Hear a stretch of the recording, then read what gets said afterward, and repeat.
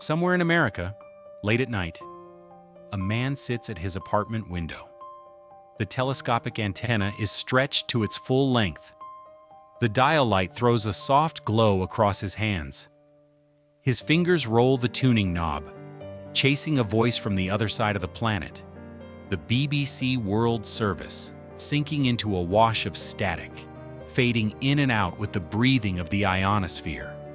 Then he presses one button, sync, and the voice steps forward out of the noise, clear, steady, alive, as if the distance between London and this dark little room had simply dissolved.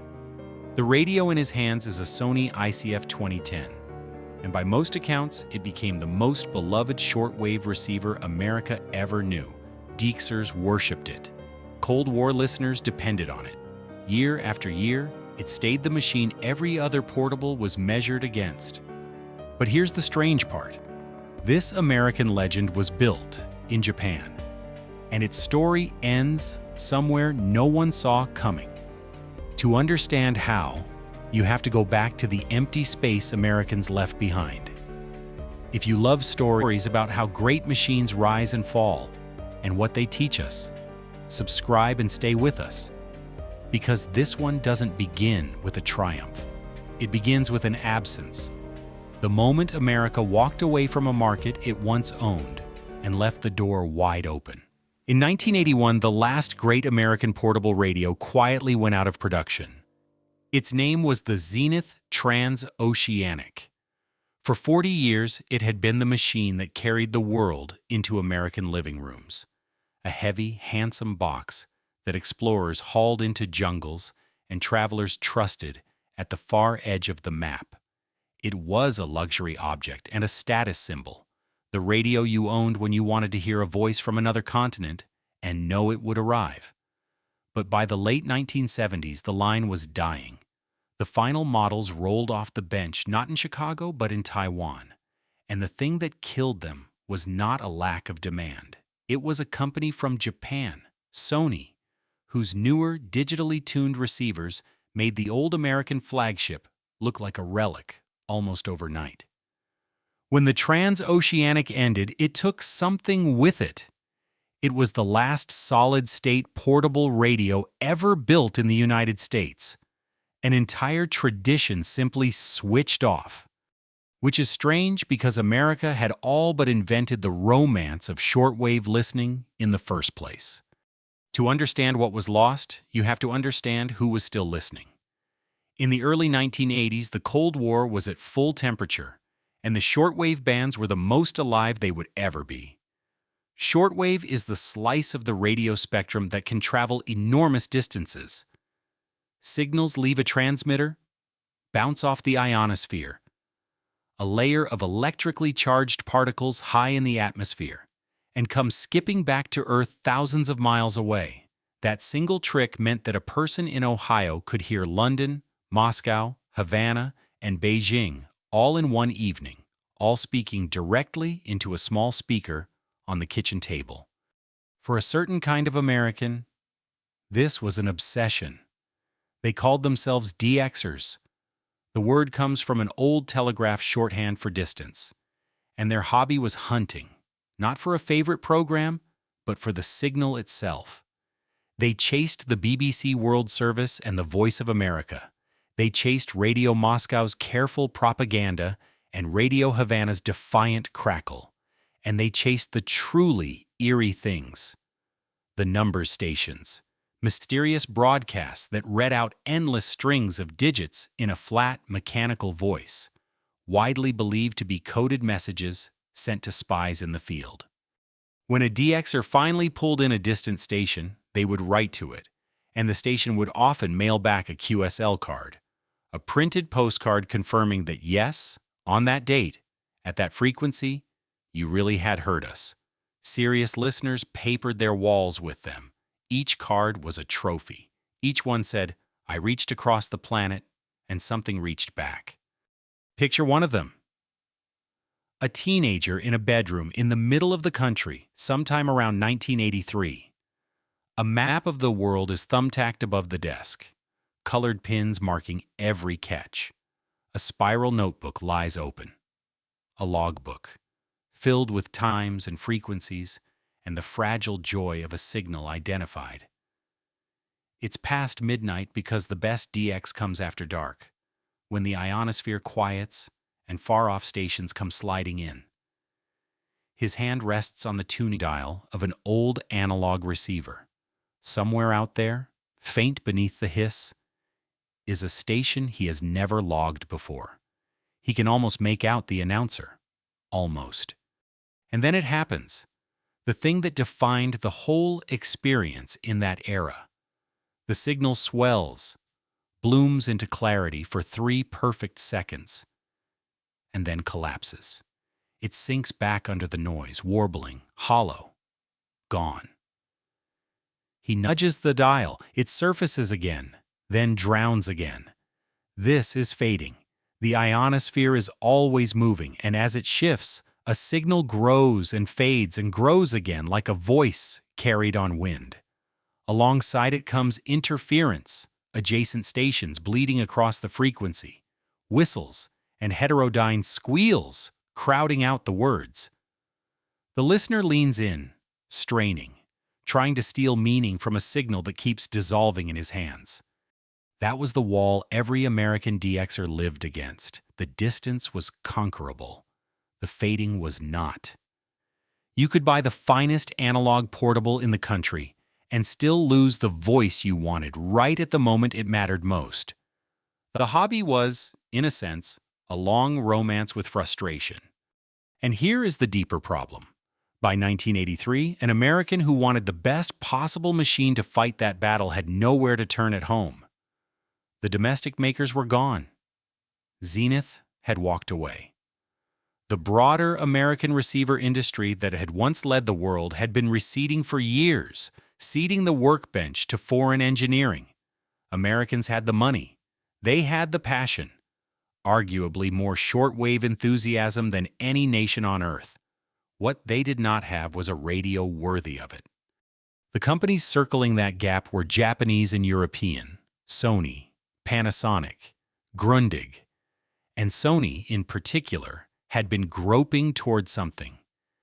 In 1980, it had released a receiver called the ICF-2010, a genuinely radical machine, one of the first consumer radios you could tune by simply typing a frequency into a keypad, like dialing a telephone instead of nudging a dial.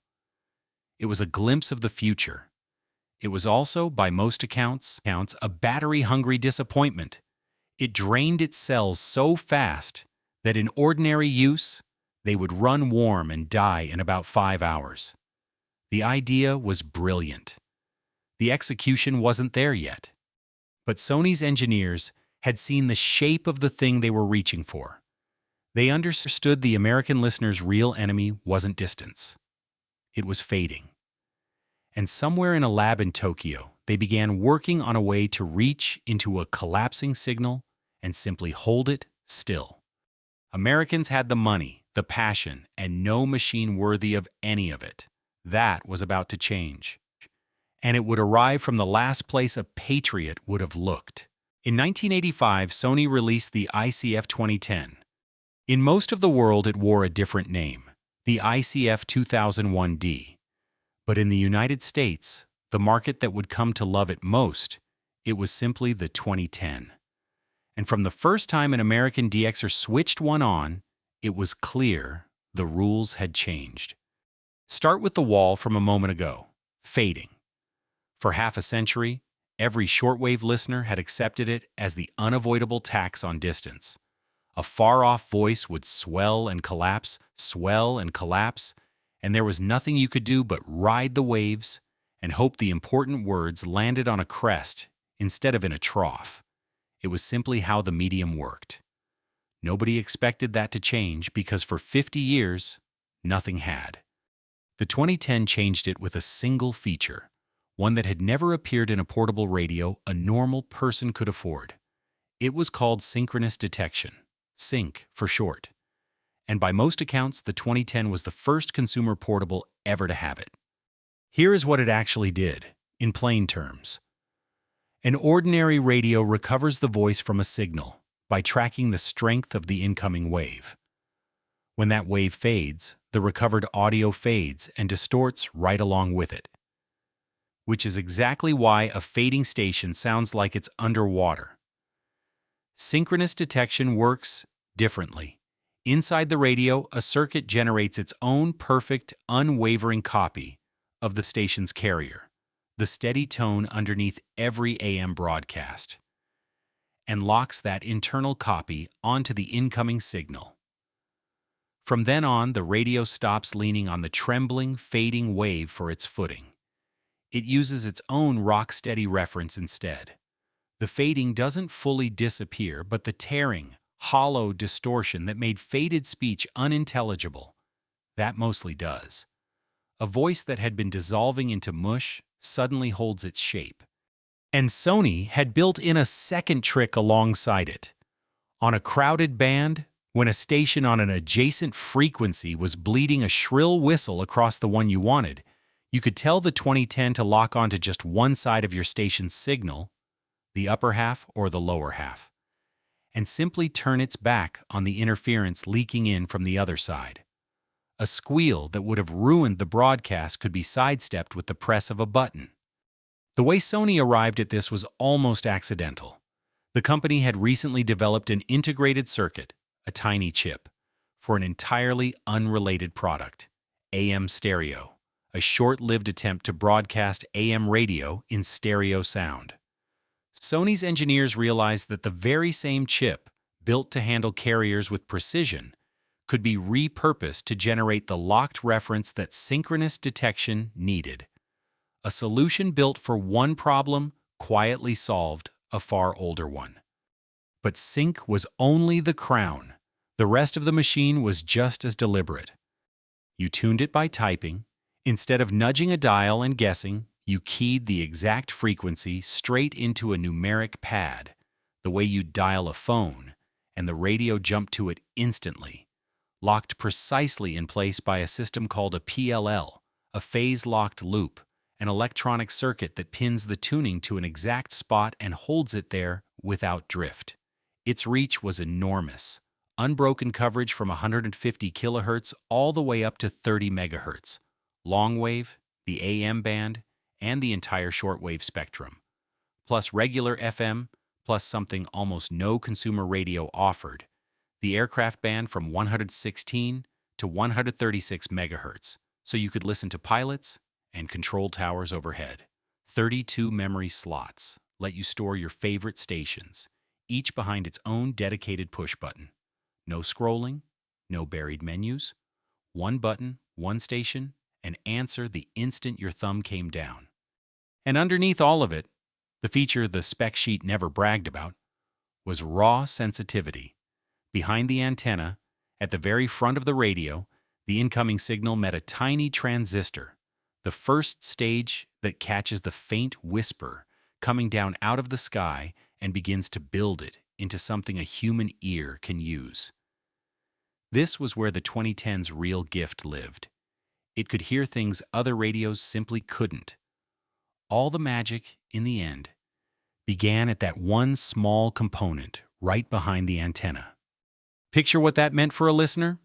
Somewhere in America, well past midnight, a DXer sits at a workbench with headphones on. He's been hunting one station for weeks, a low-power broadcaster from the far side of the world, a signal so weak that on his old radio, it was nothing but a suspicion in the noise, a ghost he could never quite confirm.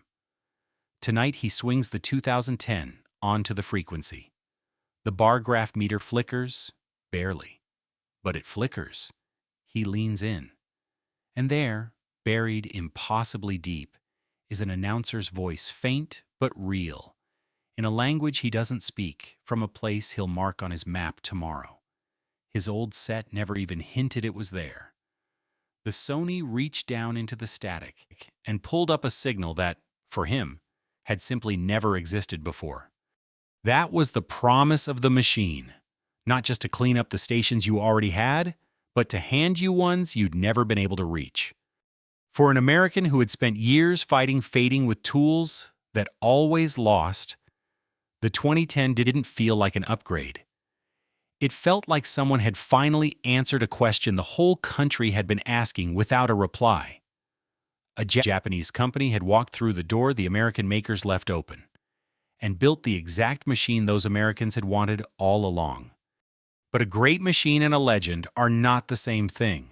What turned the 2010 from an excellent receiver into an object of near devotion wasn't its engineering. It was what happened when tens of thousands of listeners got their hands on it and started to talk. The 2010 did not become a legend because a company told America it was one. It became a legend the way trust always spreads among people who take something seriously, slowly, by word of mouth, one convinced listener at a time. And shortwave listeners were a community wired for exactly that. They met in clubs. They mailed each other newsletters. They compared notes obsessively, because in a hobby built on chasing faint signals, the single most valuable thing a person could own was a reliable opinion about which machine actually heard better than the rest. A receiver's reputation wasn't marketing. It was field data, gathered by thousands of stubborn people who spent their nights testing the same distant stations against one another. Into that world came one decisive voice, a book called Passport to World Band Radio. Every year it landed on the shelves and in the mailboxes of serious listeners. A thick annual guide that did for shortwave receivers what a sharp critic does for restaurants, except with laboratory measurements attached. It tested the radios. It rated them without mercy or flattery. And when it turned its attention to the Sony ICF-2010, the verdict landed the way a great review always does. This machine wasn't merely good, it was the one to beat. From there, the reputation compounded on itself. Within a few years, something revealing happened to the very language listeners used. When a new portable appeared, nobody asked whether it was good in the abstract. They asked how it stacked up against the Sony. The 2010 had become the yardstick, the fixed point every other radio was measured against. That is a rare thing for any product to achieve. It means you have stopped being one option among many and become the definition of the category itself. A rival receiver could be genuinely excellent and still lose for the single crime of not being the 2010. The people who leaned on it were not casual buyers. They were the listeners who cared most and knew most. The DXers who could name the exact transmitter site behind a signal. The travelers who packed a radio the way other people pack a camera. By some accounts, that circle reached surprisingly far. Longtime listeners will tell you that even people who worked inside the machinery of international broadcasting, the Voice of America among them, were known to carry a 2010 in their luggage. The professionals of the field reaching for the same consumer set the hobbyists swore by. Whether or not every such story is literally true, they all point at one fact. When someone who lived and breathed shortwave wanted a radio, they could trust anywhere on Earth. This was the name they said. You could see the devotion most plainly when the community gathered in person. Picture a radio club meeting in a church basement somewhere in America, a winter evening in the late 1980s. Folding chairs, burnt coffee, a dozen people who would rather be here than anywhere else. Someone has brought a 2010. It moves hand to hand around the room like a relic. A man who has read about it for a year turns it over slowly, presses the dedicated memory buttons one by one, keys in a frequency, just to feel the instant, effortless lock. Across the circle, another member recites from memory the weak, impossible catch it pulled for him last Tuesday. There's a particular hush that settles over a group of enthusiasts, handling the very object they all quietly covet. Half admiration, half arithmetic, each of them privately calculating how many months of saving stand between them and one of their own. Nobody in that basement is being sold anything. They have simply agreed, the way a community agrees on a truth, that this is the machine. And the machine kept earning it. Most consumer electronics get a year or two in the sun before the next model shoves them off the shelf. The 2010 refused to leave. Season after season, it stayed in production and stayed on top, outlasting challenger after challenger. A reputation so durable, it would eventually give the radio one of the longest lifespans of almost anything in its class. But that part of the story comes later. In the late 1980s, all anyone knew was that the thing simply would not be beaten. And somewhere in all of it, without any announcement, a long American hunger had finally been answered. Remember the country from the start of this story. All that money, all that passion, and no machine worthy of either. That gap was closed now. American listeners had, at last, a receiver equal to their obsession. The quiet irony that it had come from Tokyo rather than Chicago had already begun to dissolve into the background. The way the birthplace of a beloved tool always does, it wasn't the Japanese radio anymore.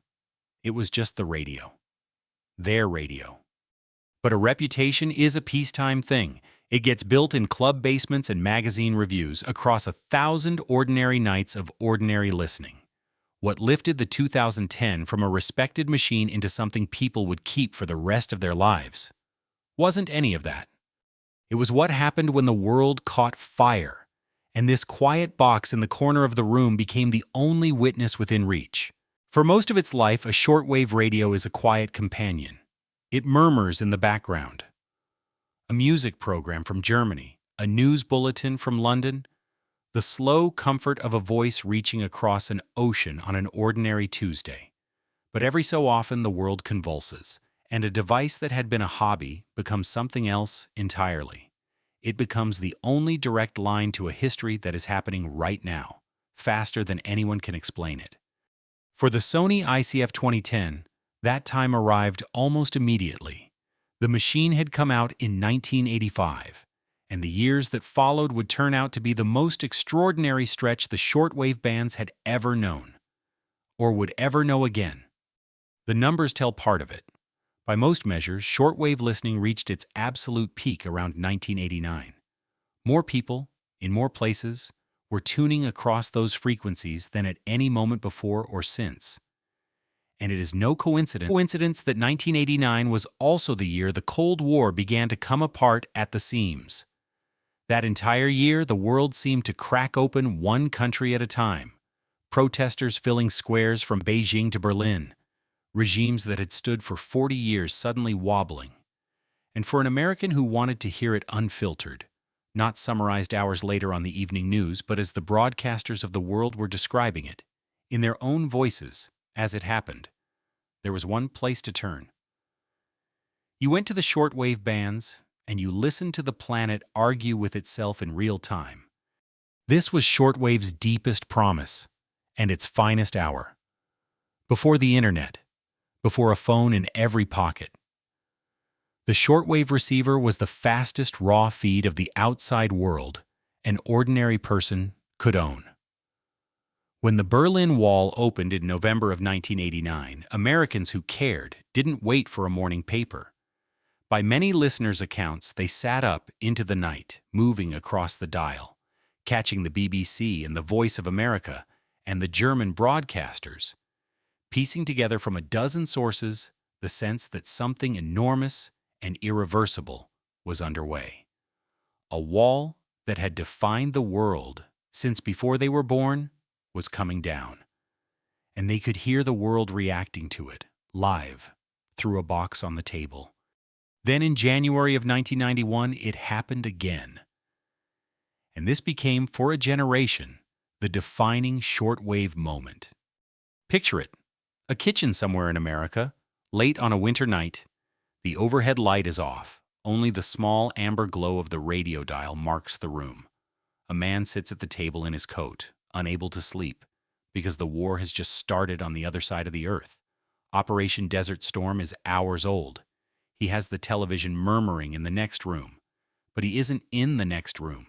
He's here, at the kitchen table, with the 2010 and a pair of headphones. Because television gives him one country's version of the night, and the shortwave bands give him everyone's at once. His thumb walks the dial. The BBC World Service, steady and grave. A push of a button and the sync circuit clamps the fading signal flat, holding the announcer's voice level while the ionosphere heaves.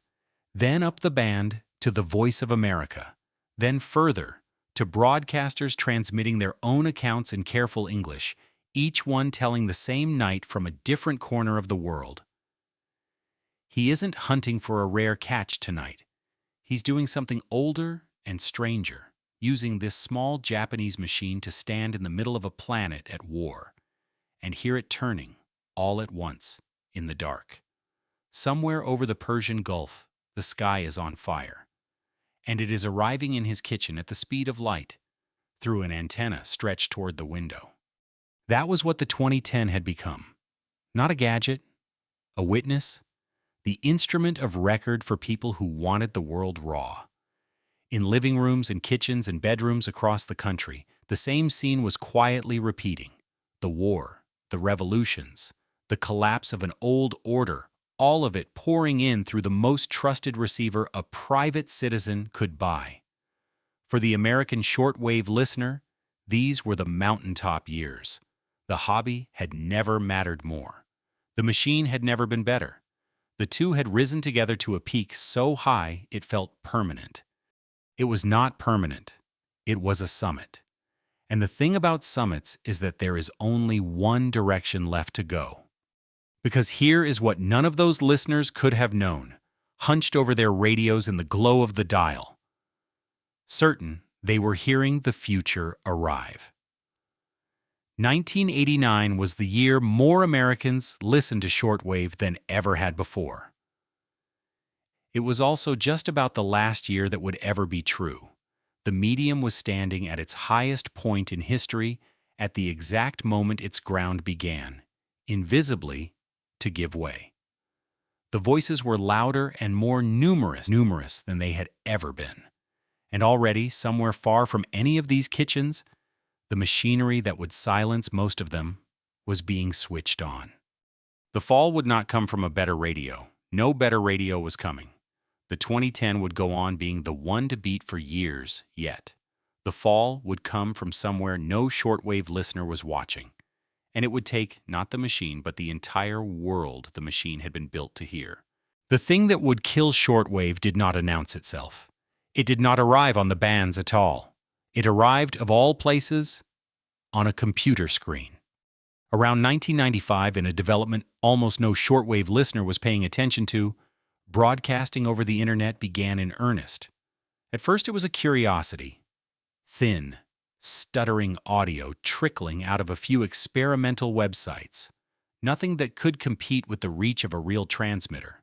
A serious DXer, if he noticed it at all, would have smiled at the idea that this fragile novelty could ever threaten the great international stations. Those stations had transmitter sites the size of small towns. They flung their voices off the ionosphere to every corner of the earth. What was a website next to that? But the people who ran those stations were not thinking about romance. They were thinking about money. And the arithmetic was brutal. A shortwave broadcast is staggeringly expensive to produce. It demands enormous transmitter facilities, vast antenna arrays, punishing power bills, engineers, real estate, endless maintenance, all to hurl a signal across an ocean and hope it lands. An internet stream costs a rounding error by comparison. And from the listener's side, the internet offered something shortwave, for all its magic, never could. Audio that arrived clean every time, on demand, with no fading, no static, no ionosphere to negotiate with, and text and pictures alongside it. The very difficulty that made a distant catch feel like a trophy was, to an accountant and to a casual listener alike, simply a defect. Why fight the noise when a stream just works? So the broadcasters began quietly to run the numbers on their own transmitters. And one by one, they started to reach the same conclusion. The early signs were small enough to miss. A program here, a service there. Radio Netherlands, one of the most respected voices on the bands, ended its long-running shortwave show about the hobby in 2000, moving it online, a broadcaster about shortwave itself, stepping off shortwave. To anyone paying attention, it was an omen. The institutions that had filled the American night with voices were beginning to calculate that those voices could be delivered more cheaply, more cleanly, some other way. The audiences agreed with their feet. Researchers who tracked international listening could watch it happening in the data, people drifting steadily from the radio to the screen. And here is the cruel symmetry at the heart of this story. At the exact moment the world of shortwave began to contract, the machine built to explore it had never been more perfect. The Sony ICF-2010 was still in production, still flawless, still by every measure that mattered to a listener, the finest consumer receiver money could buy. Sony had spent years refining an instrument of extraordinary precision and sensitivity, a device that could reach into the faintest whisper on the band and hold it steady and clear. And it had finished that work right as the band itself began to empty out. Sony had built the perfect instrument for a piece of music that was disappearing. That is the paradox this whole story turns on. Not a machine that failed, a machine that succeeded completely, that did everything its makers ever dreamed and more, and then watched the reason for its own existence quietly dismantled, transmitter by transmitter, from a direction it was never designed to defend against. The 2010 could conquer fading. It could pull a signal from the far side of the planet. It could do nothing at all about a station that simply decided to stop transmitting. You could hear the change most clearly in the one place a listener trusted most, the frequencies he knew by heart. Picture him now? One of the men from the beginning of this story, except the years have moved on and so has he. It's late in the 1990s. The map is still on the wall, its pins faded now. The logbook thickened with 2 decades of catches. His 2010 has sat in the same spot for years, and he can find his favorite stations without looking. Tonight he reaches for one of them. A broadcaster he has logged faithfully for 15 years. A voice that has kept him company across a marriage, a career, the slow turning of a life. He knows the frequency the way he knows his own phone number. He keys it in. His thumb comes down on the button. And there's nothing there. Not fading, not interference, not a signal fighting to get through. Those at least meant something was alive out there to fight for. This is different. This is a clean, dead hiss where a voice used to live. The station hasn't drifted. It hasn't faded. It has simply stopped, gone over to the internet, or gone silent for good, and left its old frequency to the static. He sits with it for a moment. Then, he does the thing every listener in his position eventually does. He nudges the dial to the next old favorite, half afraid of what he'll find. His radio is working perfectly. That's the unbearable part. The machine can still hear everything. There's just less and less out there to be heard. The 2010 wasn't failing. The 2010 would never fail. It was the world on the other end of the antenna that was going quiet.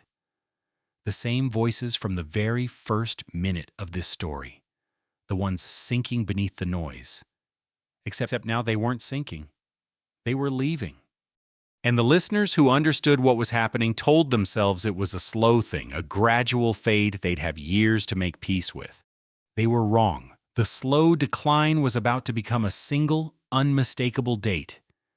The day the most famous voice on the shortwave bands announced it was switching off the transmitters aimed at America for good.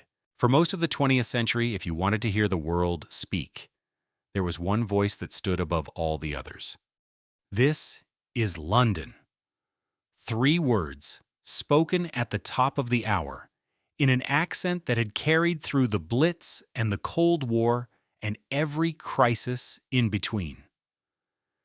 The BBC World Service was the closest thing shortwave had to a North Star, the broadcaster that had set the standard for international radio for something like 70 years. During the Second World War, it had been a voice of hope crackling into occupied Europe. Through the long decades after, it was the sound millions of people reached for. When they wanted news they could believe, delivered with a steadiness that felt almost like a moral position. If any station embodied the entire promise of shortwave, it was this one. Which is why what happened in the summer of 2001 landed the way it did. In June of that year, the BBC World Service announced that it was ending its shortwave broadcasts to North America. After roughly 70 years, the transmitters that carried This Is London across the Atlantic to listeners in the United States and Canada would simply go dark. The audience would be redirected to the internet and to rebroadcasts on local FM stations. The reasoning was exactly the reasoning we heard a moment ago. Shortwave was expensive, the internet was cheap, and the numbers had become impossible to argue with. To the accountants, it was housekeeping. To the American shortwave listener, it was the end of the world as he had known it. Because if the BBC was leaving, everyone was leaving. This was the flagship. This was the voice you set your clock by, the one you tuned first and trusted most, and if even it had decided the American shortwave audience was no longer worth the electricity, then the argument was over. The exodus that had begun as a trickle of small programs became a stampede. In the years that followed, one broadcaster after another pulled its shortwave service to North America and pointed its listeners at a web address. The great chorus that had filled the American night, the reason a person bought a receiver like the 2010 in the first place, was thinning towards silence, frequency by frequency, name by name. Picture the last night. June of 2001, a listener who has been with the BBC his entire adult life, sitting with his 2010 one final time to catch the world service the way he always has. Off the air, out of the sky, the signal skipping off the ionosphere the way it has since before he was born. The familiar voice comes through clear and level, the sync circuit doing its quiet work to the very end. And then, at the appointed hour, the transmitters aimed at his country switch off, and the frequency he has tuned for decades collapses into the same dead hiss, now swallowing the rest of the band. The internet stream is already waiting for him, cleaner and more reliable in every measurable way. It just isn't the same. Something that came down out of the sky has been replaced by something that comes down a wire, and a listener who understands the difference sits in the quiet a while, knowing he has just heard the end of something. And then, 1 year later, came the detail that turns this from a sad story into a perfect one. In 2002, Sony discontinued the ICF-2010. Sit with the timing. This was a machine that had enjoyed one of the longest production runs of almost any radio ever made. An astonishing 17 years, from 1985 to 2002, refusing to leave the shelf while entire generations of competitors came and went. It was still, at the end, magnificent. It had never been surpassed, and Sony finally stopped building it just 1 year after the BBC World Service switched off the shortwave transmitters aimed at America. The perfect receiver and the medium's greatest voice went dark almost in the same breath. The instrument outlived the music by about 12 months, and then it, too, was gone. There would be later Sony receivers, and some were fine machines. But there would never be another 2010. Never again that particular combination of ambition and craft poured into a consumer shortwave radio, because by the time it left the line, the market that had justified such a thing was vanishing. You do not build a masterpiece for a concert hall that is emptying out. The 2010 was the last of its kind, partly because it was the last time the world still made sense of such a machine. And the ones already out there began, slowly, to show their age. These were physical objects. And physical objects where? Owners who opened their radios years later would find the evidence of 2 decades. Ribbon cables inside gone brittle and cracking, the little capacitors quietly weeping, the external antenna jacks working loose from boards they'd been soldered to since the Reagan years. Some of these beloved machines simply stopped and sat dark on shelves, monuments to a hobby their owners could feel slipping away beneath them. A great receiver, silent in a room, tuned to a band that had less and less to say. That should have been the end of it.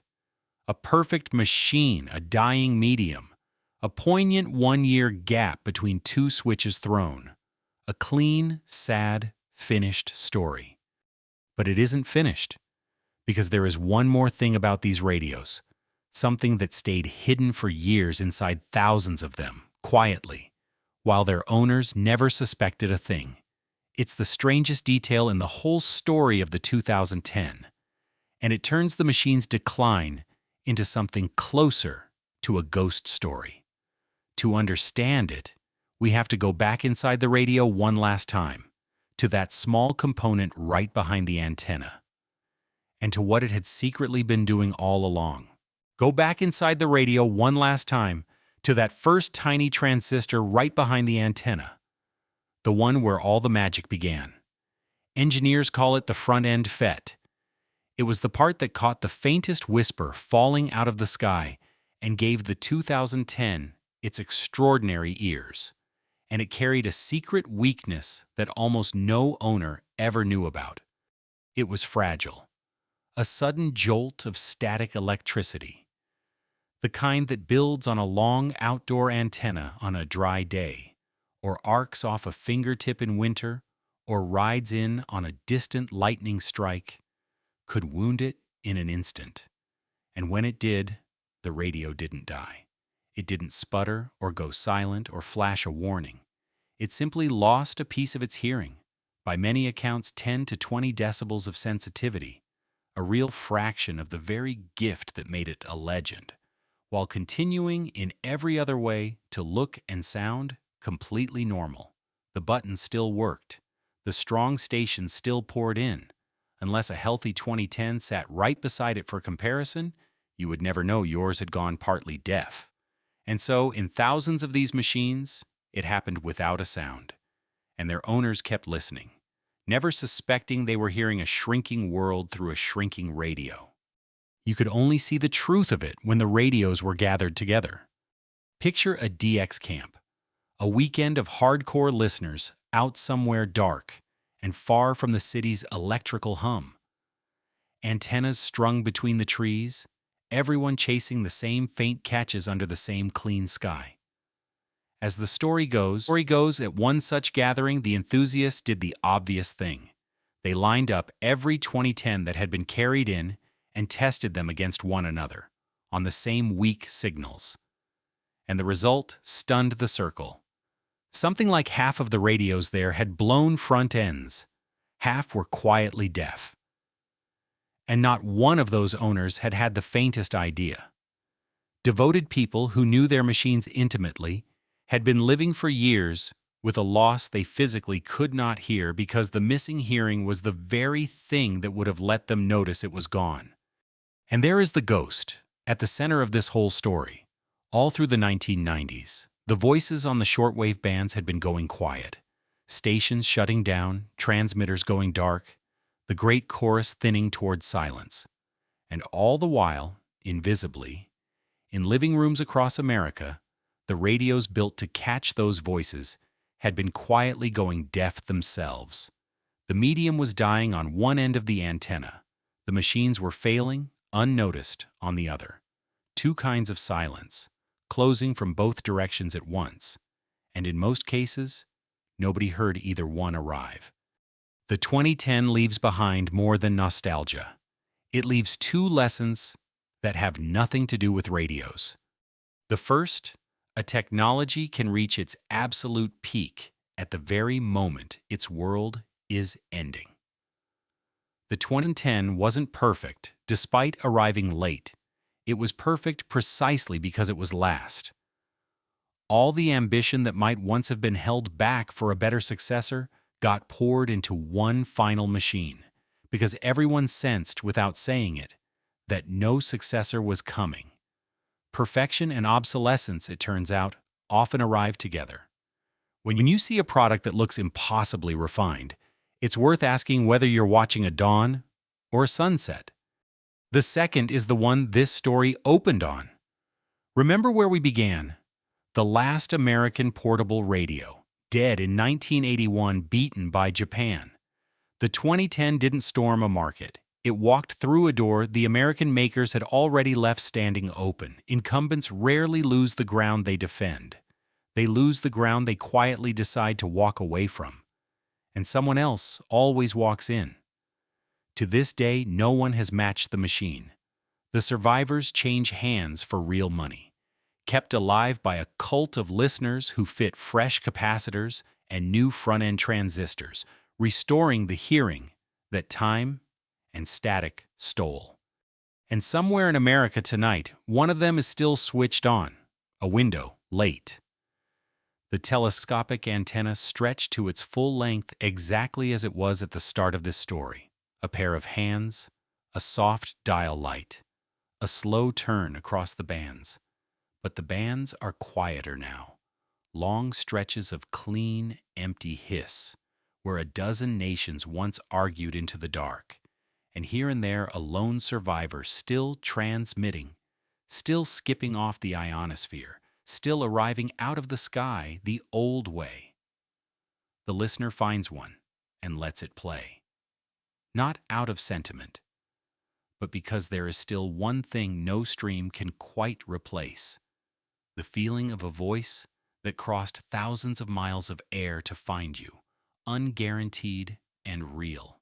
The perfect machine, listening to a nearly empty sky and finding, against all odds, that something out there is still worth hearing.